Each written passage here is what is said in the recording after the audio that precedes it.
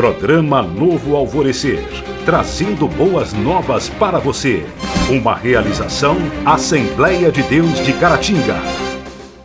Meus irmãos, a paz de Cristo para você, programa Novo Alvorecer chegando para te abençoar com uma palavra de vitória e de bênção para você e para sua família. Hoje o nosso programa é um programa de instrução, onde nós estaremos abordando aqui mais um tema da Palavra de Deus, inserido neste trimestre da Escola Bíblica Dominical, onde nós estamos abordando o tema geral do trimestre sobre batalha espiritual. Nós vamos a um intervalo rapidinho aqui no programa, é rapidinho mesmo, e a gente volta já já, não saia daí.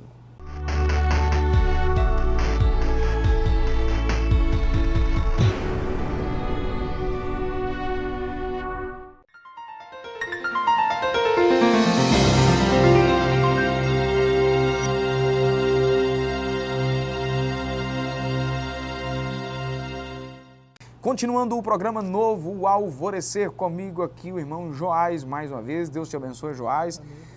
Aqui nós estaremos trabalhando nesse programa de hoje, na lição de número 5, ministrada nesse próximo domingo, dia 3 de fevereiro de 2019. Um inimigo que precisa ser resistido. O texto áureo da nossa lição, e aí especificamente ao que nós estaremos trabalhando hoje, Tiago capítulo 4, versículo de número 7. Sujeitai-vos, pois, a Deus, e resisti ao diabo, e ele fugirá de vós. A verdade prática diz que o Senhor Jesus provou na tentação do deserto que o diabo não é invencível. A leitura bíblica em classe, e aí está inserido o texto que nós estaremos trabalhando, Tiago capítulo 4, do versículo 1 até o versículo de número 10. Eu aconselho você a fazer a leitura do texto aí para que você tenha condição de entender melhor o que nós estaremos tratando aqui. Certo, Joás? Isso aí. Nós estaremos trabalhando então aqui a respeito desse texto, dentro do assunto geral, né, de batalha espiritual, e com certeza esse é um tema interessante sobre esse assunto, que uma seção da carta de Tiago, né, onde ele faz um chamamento em relação à santidade e por aí vai, né, abandonar obras da carne, desejos da carne. Essa carta é dirigida então aos cristãos, né, do primeiro século, a fim de encorajá-los, a fim de trazer a eles uma instrução. E Tiago está mostrando então que resistir ao diabo já era um bom começo. Então nós estaremos trabalhando isso aí, que precisamos então tomar essa iniciativa aí de não apenas resistir ao diabo, mas sujeitar a Deus, e aí com certeza teremos forças para resistir ao diabo. É isso. E quem tem Deus como amigo, né, ele se afasta das paixões do mundo, né? Ele se torna inimigo das paixões mundanas, né? O mundo parece hoje um caos no que diz respeito às paixões, né? Todo mundo sendo guiado pelas próprias paixões. Aí você vê por toda parte violência, intriga, né? Uma série de coisas feitas através dessas... de dar vazão, né, para essas paixões, né? Uhum. A partir do momento que alguém procura essa vida diferenciada, né, vida de santificação, né, de santidade ao Senhor, ele se afasta dessas coisas, né? É um antídoto aí para esse caos que nós vemos à nossa volta, né? Então vamos lá, vamos dar uma pincelada aqui primeiro na carta de Tiago. Eu disse aqui já que foi dirigida especificamente aos cristãos dispersos, né, de origem judaica. Trata-se de um livro prático. É muito comum fazer uma associação dessa epístola, né, dessa carta, ao Sermão do Monte, né, que a gente pode conferir aí o Sermão do Monte, conhecido aí, uns dizem, né, o extenso Sermão da Montanha, né, pode ser lido aí em Mateus capítulo 5, 6 e 7. É um sermão que vai falar justamente dessa... Vai ter essa coisa da praticidade, né? Uhum. De como viver essa vida de santidade, né? Então as semelhanças são muitas por causa disso, né? Há essa comparação aí, né, por causa desse sermão prático, né? Uhum. Essa exortação, esse convite né, a viver uma vida de caráter, uma vida de honestidade, né, uma vida de santificação mesmo. É claro que os demais ensinos de Jesus, os ensinos apostólicos, todos eles um valor indispensável, tanto é que estão na palavra de Deus. Mas eu acho que a fala de alguém, né, de vez em quando a gente ouve alguém dizer isso, que se tivesse chegado até nós apenas o sermão da montanha já seria suficiente para a gente viver uma vida piedosa diante de Deus. Claro, apenas aqueles 3 capítulos ali já seria muita coisa, né? Seria muito, muito valioso para nós, né? E nós temos as palavras de Jesus aí, a coletânea esplêndida, né, dos evangelhos, e os apóstolos que vieram depois, né? E Tiago é um deles, né? Esse Tiago que nós estamos falando provavelmente é o irmão de Jesus, né? O meio-irmão, né? O irmão carnal, né? Provavelmente é ele, porque só o fato de ser escrito em 45, né, já exclui aí pelo menos 2 deles, né, que foram martirizados antes disso. Né? Então, e assim, a apresentação, né, a apresentação indica muito que se trata desse Tiago, o meio-irmão de Jesus. Meio-irmão, você diz, por razão da questão do pai, né? Não tem o mesmo pai, né, então... Sobre o conteúdo da epístola, confirmando aí a antiguidade que você acabou de dizer, cerca de 45, né, depois de Cristo, indica aí então que Tiago vem de uma época em que os discípulos eram chamados de o movimento de Jesus. Ele vai falar muito de sinagoga, né, nessa carta aí. Assim, ele chega a usar o termo igreja, mas ele fala bastante de sinagoga. Ele se apresenta como sendo uma carta universal, né, não é direcionada a um grupo específico. Ele diz que é direcionada às 12 tribos, né, espalhadas pelo mundo afora daquela época, né? Então a linguagem é bem voltada para o judaísmo, né, justamente porque 45, então foi escrito nessa época, então o cristianismo estava florescendo, era como uma espécie de seita no meio do judaísmo, né? Então eles tinham as mesmas práticas judaicas, né, com um pouco mais de liberdade, digamos assim. Né? Estavam desassociando, né, do judaísmo. Né? Aí era tido como essa seita. Começando a entrar nos trilhos, na verdade, né? Aí já, né, na era apostólica, né? O movimento de Jesus, em Atos, vai chamar eles de a seita do caminho, né? O caminho. Então, por isso tem parece que há um excesso de judaísmo na carta, mas é porque são esses primeiros cristãos, claro, foram judeus, né? E depois o evangelho se espalhou mundo afora, né? E algumas coisas que são típicas dos judeus até hoje, né? A questão da sinagoga, né? E por aí vai. O tema, ao separar a fé das obras, a epístola então enfatiza o cristianismo prático e nos dá munição para resistir ao inimigo e ao pecado. Tiago retoma o tema, né, a questão da carnalidade, né, vai falar da questão da inveja, do sentimento faccioso, né, vai falar da sabedoria terrena, que é animal e diabólica. Esses problemas atravessaram os séculos e hoje não é diferente, pois o problema da natureza humana permanece no mesmo sentido. Isso aí Tiago entrou numa discussão muito filosófica, né, e muito antiga, né? A questão da natureza humana é muito, muito profunda na filosofia, né? O homem nasce mal, ou o homem nasce uma tábula rasa, ou o homem nasce bom e fica mal. Se torna mal. É uma discussão muito antiga e muito profunda, né? Mas Tiago ele vai se voltar para as más paixões, né? Porque nem toda paixão é má, né? A fome é uma paixão, né? Você tem vontade de comer, você vai buscar a comida para satisfazer essa paixão, essa vontade. É apenas uma outra forma de apresentar um desejo, por exemplo. Vontade, né? Então, existem paixões boas também. Então, mas ele vai combater as paixões ruins. E você vence as paixões ruins, ele já começa a carta falando de sabedoria. Ele começa a carta falando que Deus quer que nós sejamos aperfeiçoados na verdade, né? E através da fé a gente alcança a sabedoria. Ele está disposto a entregar sabedoria a qualquer um que pedir, né? Está escrito assim, logo no comecinho da carta. Então, o tema da carta é essa sabedoria que vai nos ensinar a viver uma vida livre dessas paixões ruins, né? Certo, a gente vai dar uma pausa aqui no nosso programa, um intervalo rapidinho e a gente volta já.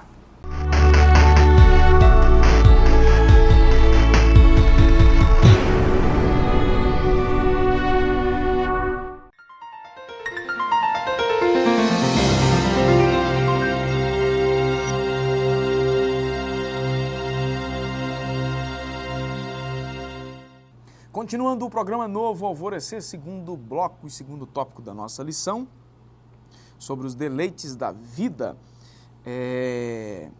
Tiago vai abordar algumas coisas aqui, né? Você usou no bloco anterior aí, foi até uma palavra usada também pelo autor aqui, das paixões, né? E aí em outra palavra, né? Os deleites, né? E aí nós vamos abordar aí guerras e pelejas, cobiças e invejosos e tal.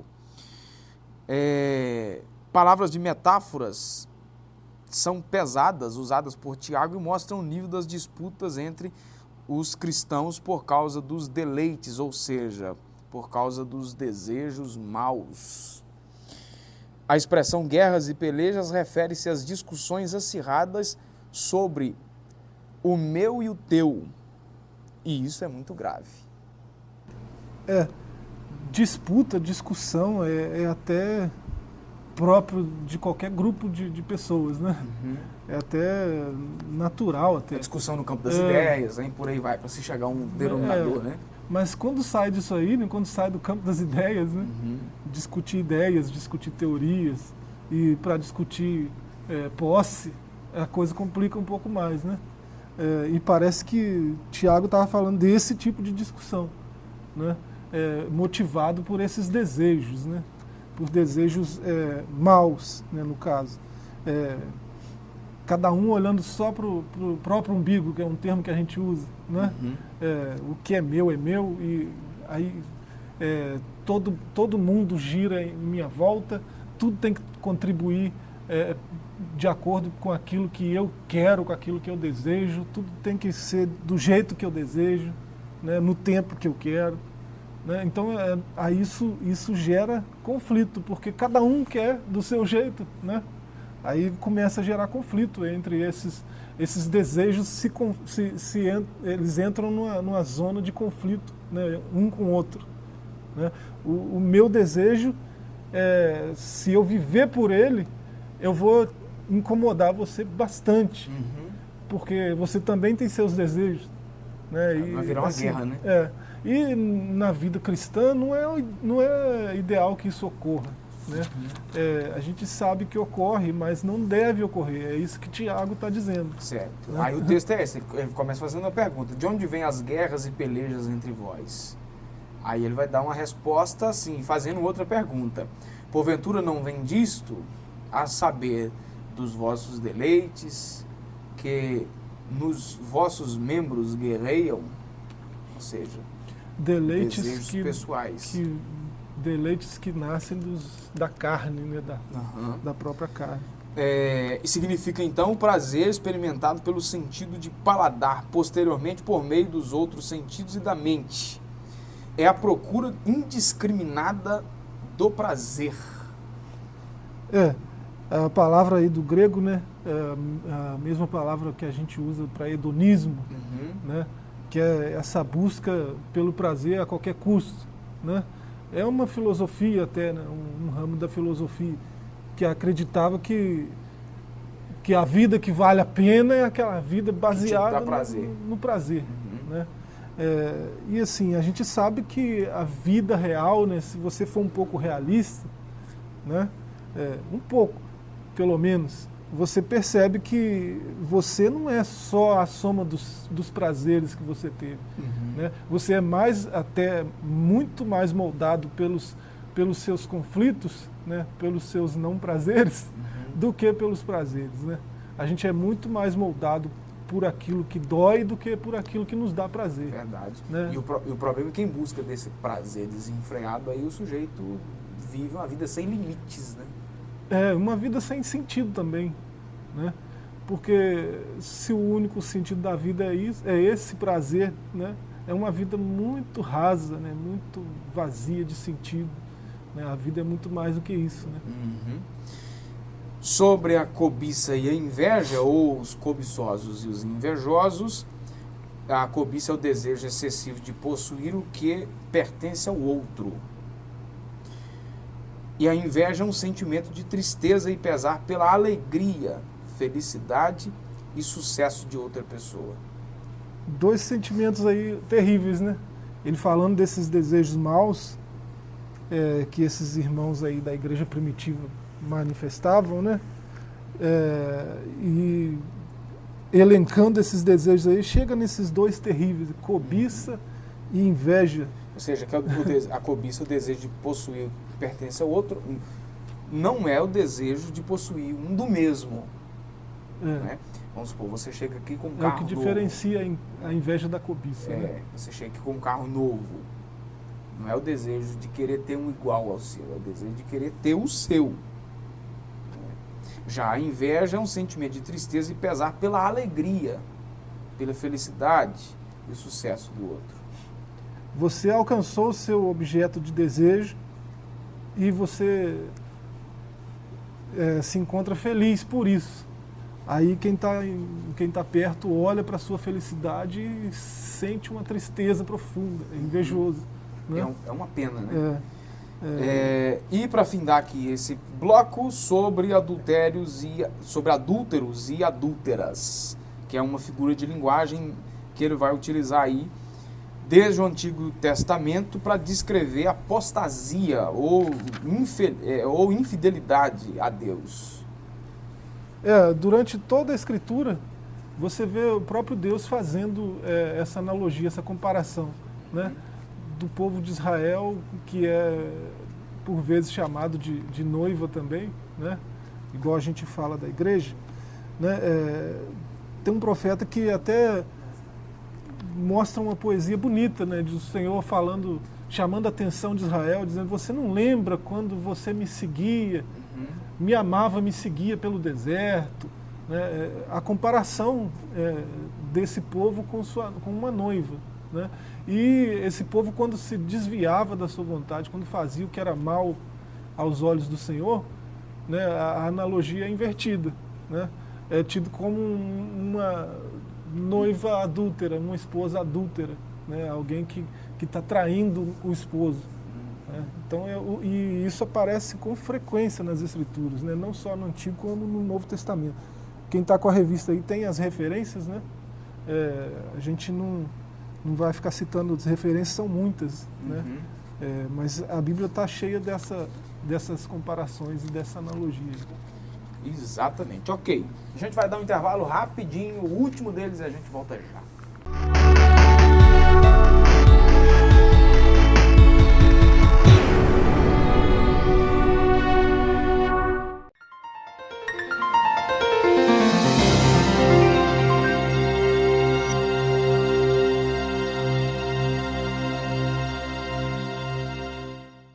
Continuando o programa Novo Alvorecer, para nós fecharmos o nosso assunto de hoje, resistindo ao inimigo. Tiago apresenta a receita para resistir o inimigo. Ele mostra primeiro no versículo de número 5, que o Espírito Santo está em nós. Ele diz: ou cuidais vós, que em vão diz a Escritura, que o Espírito que em nós habita tem ciúmes de vós. Então, ou seja, nós somos templos e moradas do Espírito. Nisso, então, temos a ajuda de Deus para resistir ao diabo. Nessa luta que ele apresenta, que acontece quando alguém começa a andar com Cristo, né? Começa a acontecer essa luta, esse atrito entre os desejos maus, né? E a vontade de Deus. E como que a gente vence isso? Não tem como vencer sem a ajuda do próprio Deus, né? Ele que manifesta através do seu Espírito a vontade dele para nós, né? Ele quer que nós glorifiquemos a Ele em todas as circunstâncias. Nós nascemos para isso, né? O ser humano foi criado para isso, para a glória de Deus, né? O apóstolo vai até dizer que quer comamos, quer bebamos, quer façamos qualquer outra coisa, né? Fazer tudo para a glória de Deus. Então nós nascemos para isso.